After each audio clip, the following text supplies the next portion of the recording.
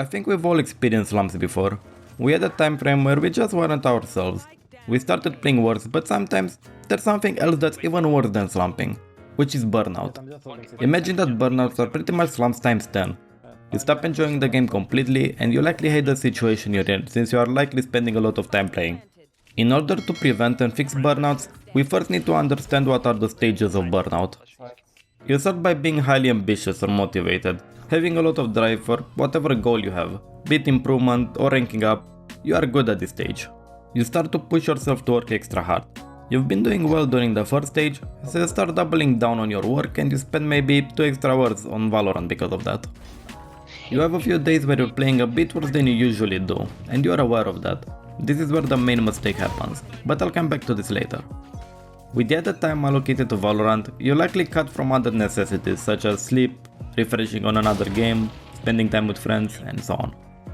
After a while, since your decline in performance, you start to have mentality shifts in the wrong area. You either displace blame towards your teammates, or you start to blame yourself excessively when you really shouldn't. But this is justified in our brains because you're putting in more time. Why are you playing worse? You start to become really irritable and prone to tilt and you start to care less. And then you reach your breakpoint and you have no idea what to do.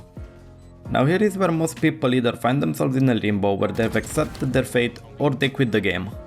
As I've said, the issue that leads to burnout finds itself on the third stage. After being aware of playing worse, most people try to push even harder or start questioning why they are playing worse even though they spend more time. Few sit down to realize that when they decided to play more, they likely cut out other things they've been doing that was actually helping them all along. For example, if you play more of the same game, aka Valorant, you will lose motivation faster than if you were to play some other games on the sideline as an escape of some sort. Cutting time on those games will likely make your Valorant experience worse.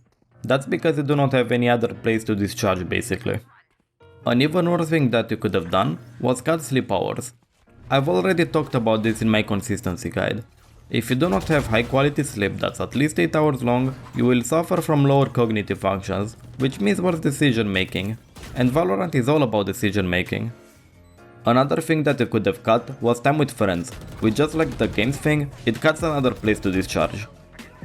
What I'm trying to say is that you likely added time to Valorant while disregarding other just as important things that you've been doing all along.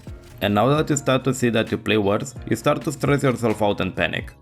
Based on what you cut, you might want to keep that back. Don't ever cut on sleep. You can cut out on anything else as long as you still have time to fill your other duties such as school, and you have at least one other hobby that you can use to discharge. Now you might say, but Empiric, I've heard that if you play more games, you improve faster. No. Playing consistently over a long period of time is much better than having a month where you play like 8 hours a day but then you quit the game because you start hating it. Having a higher quality playtime will always be better than having medium or low quality playtime. But what if you're already past the third stage? You can technically apply the same things I've mentioned, but they're more preventive steps. If you already went through the mentality shift, that might be a little bit too late to prevent. But you can stop the burnout by taking an extended break that serves as a mental reset.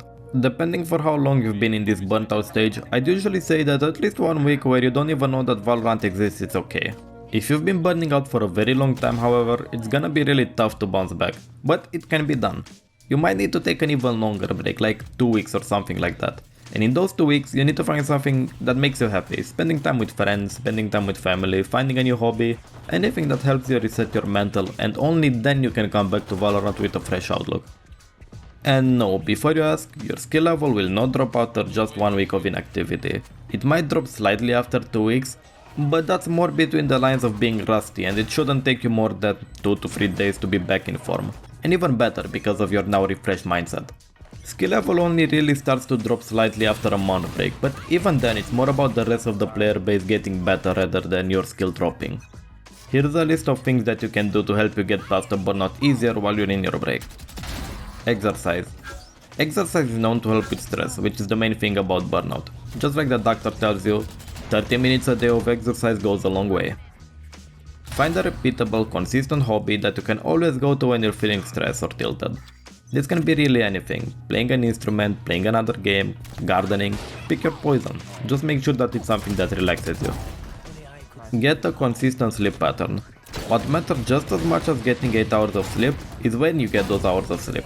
already talked about this before, but in short, your circadian rhythm is one of the most important things for our cognition, so you need it to be consistent. Thank you for watching, have a wonderful day.